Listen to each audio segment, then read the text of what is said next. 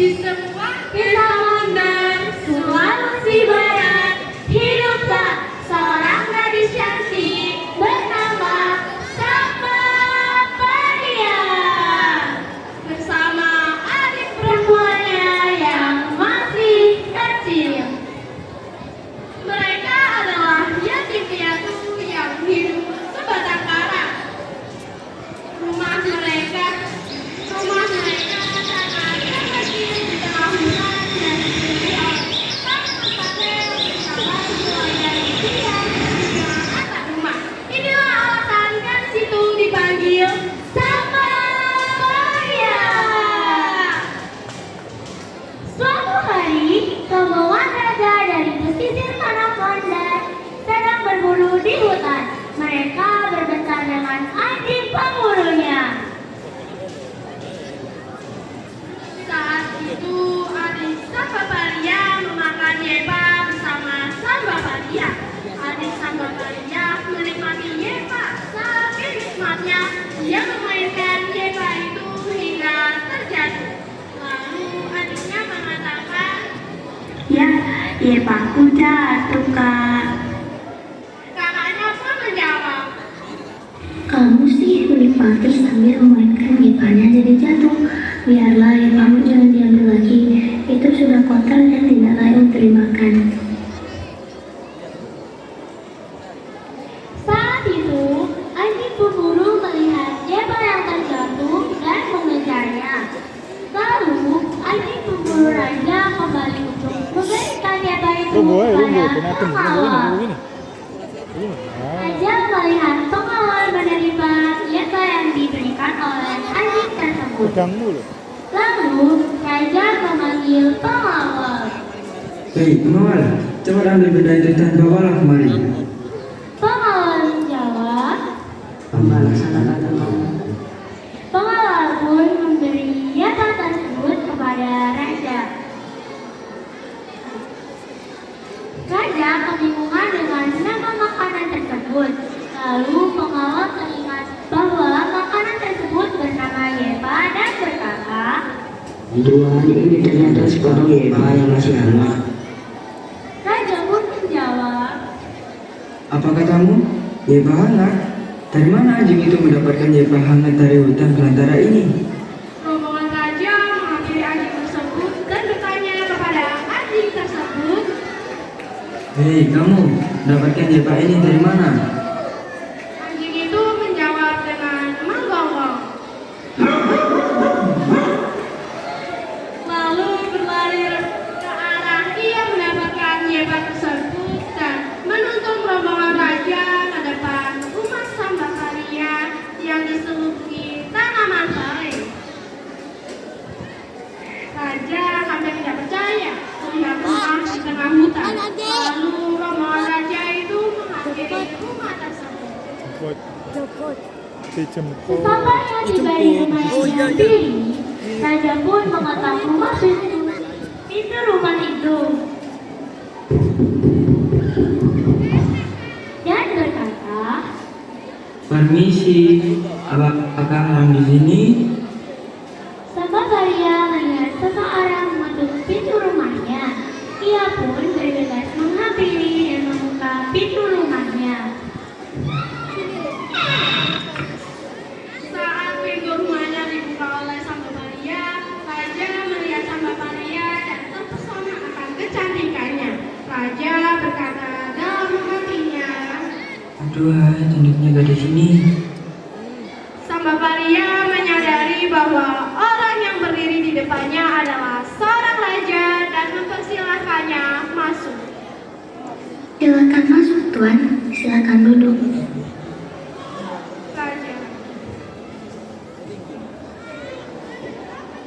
Raja pun menjawab, Makasih, kalau boleh aku tahu siapa namamu dan kamu tinggal bersama siapa di rumah ini? Samba Faria menjawab pertanyaan sang raja. Ampun, Tuan. Hamba Samba Faria. Hamba tinggal di rumah ini bersama adik hamba yang masih berumur 10 tahun. Setelah mendengar jawaban Samba Faria, raja memperkenalkan dirinya dan menjelaskan bahwa ia sedang berburu. Akulah raja di negeri ini. Aku bersama beberapa pengawalku sedang berburu binatang di hutan ini. Setelah itu, raja merasa bahwa dirinya sangat haus, lalu mengatakan kepada sang baparia, Oh ya, aku sangat haus. Bolehkah aku meminta air minum? sang baparia menjawab, Baik tuan, tunggu sebentar. sang baparia memanggil dan menyuruh adiknya untuk mengambil air di dapur. Tetapi ternyata persediaan air mereka sudah habis. Adik sang baparia kembali dan mengatakan, Kak, air di dapur habis. sang baparia pun meminta izin kepada raja agar adiknya mengambil air di sungai terlebih dahulu. Ampun tuan. Kebetulan persediaan air ibu hamba telah habis. Tapi jika tuan berkenan menunggu, hamba akan menyuruh hamba untuk mengambil air minum di sungai dulu. Raja pun setuju untuk menunggu dan berkata, Dengan senang hati, aku akan menunggu di sini, apalagi ada gadis cantik yang menemaniku. sembari menunggu, raja berniat buruk untuk menculik sang baparia dan dijadikan teman suaminya. Sebelum adik sang baparia berangkat, raja pura-pura mengambil tempat airnya dan diam-diam melubangi tempat air tersebut.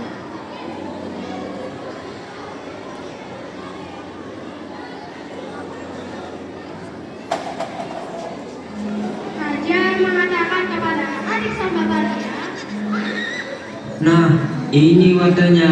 Ambil yang banyak dan cepat kembali ya. adik sang baparia menjawab. Baik tuan. Setelah adik sang baparia pergi, raja segera memerintahkan pengawalnya untuk membawa sang baparia ke istana. Raja memanggil pengawal. Pengawal, bawa segera calon permaisuriku.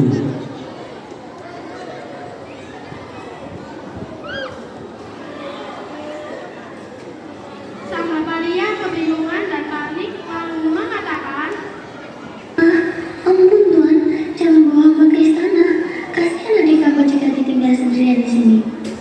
raja pun tertawa dan mengatakan, Aha, biarlah dia sendirian di sini. Dimakan binatang buas di sini. lalu sang baparia mencari cara untuk meninggalkan jejak agar adiknya mengetahui kemana ia dibawa. Sang baparia meminta izin kepada raja.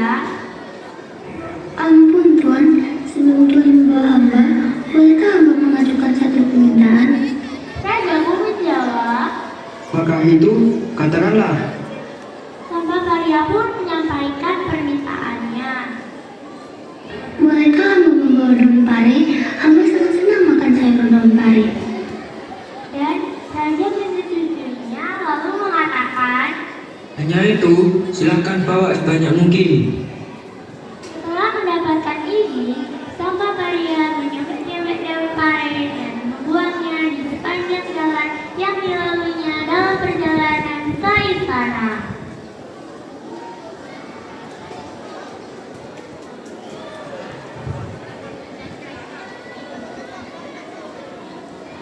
Adik sang baparia kembali dari sungai tanpa membawa air karena wadahnya bocor. Ia melihat pintu rumahnya tertutup dan ia kebingungan, lalu berteriak memanggil sang kakak. Mas Samba, mengapa sepi? Apakah rombongan raja itu sudah pergi? Kak Samba, adik sudah pulang. Kakak di mana? Kakak. Adik sang baparia sudah memanggil sang kakak berulang kali, namun tidak ada jawaban sama sekali. Adik sang baparia pun kebingungan dan menangis. Adiknya mengira bahwa kakaknya tidak ingin menemuinya. Adik sang baparia mengatakan, Kak Samba, jika kakak tidak mau menemuiku, perlihatkanlah separuh wajahmu, tanganmu, atau kakimu, Kak.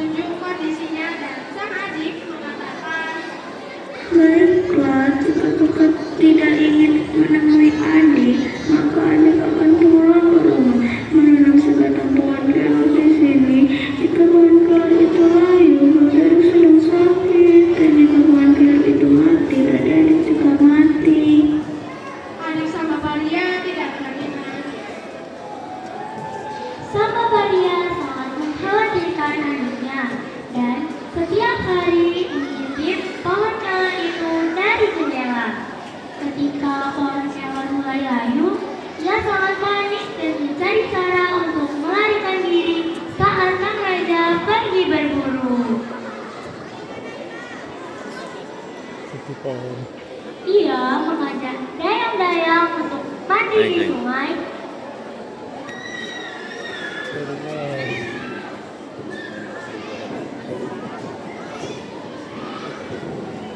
Dan dengan sengaja ia buang cincin pemberian raja ke dalam sungai. Sambavaria pun mengatakan kepada dayang-dayangnya, tolong, cincin itu jatuh ke dalam air. Saat para dayang sibuk menyelam mencari cincin, Sambavaria segera mengenakan pakaiannya dan mengambil buku sama kanak, lalu memacu kuda untuk menyusul adiknya.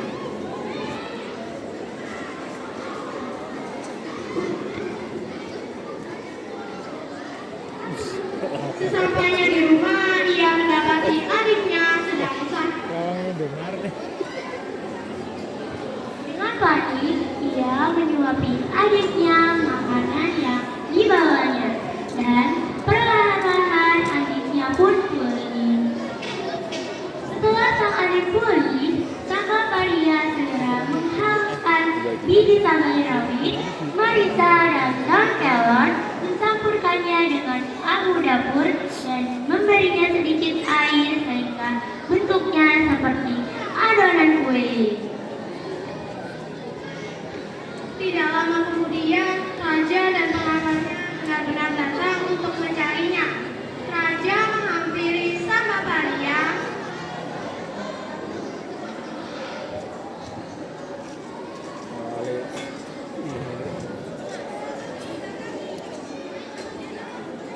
Mengetuk pintu rumah Sambavaria dan mengatakan, Hei, Sambavaria, buka pintunya. Kalau tidak, aku toprak pintu ini.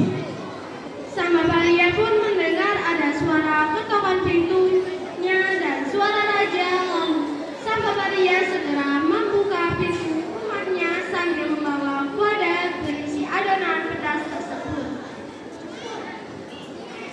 Sambavaria membuka pintu rumahnya lalu melemparkan wadah yang berisi adonan pedas tersebut kepada sang raja. Raja pun pingsan dan tak sadarkan diri. Lalu pengawalnya menggotong raja. Seret.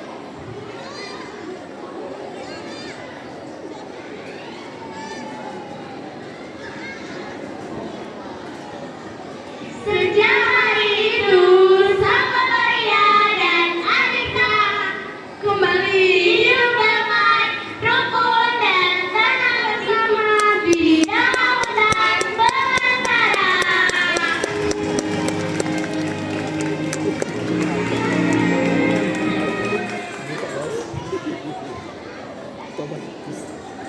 Selanjutnya kami Kazabaki akan menampilkan tari Lima Sabe dari Sulawesi Barat.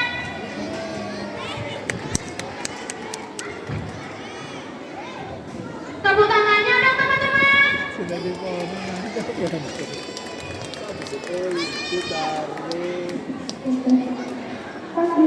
Arek mesti arek mendem, Pak. Arek mendem.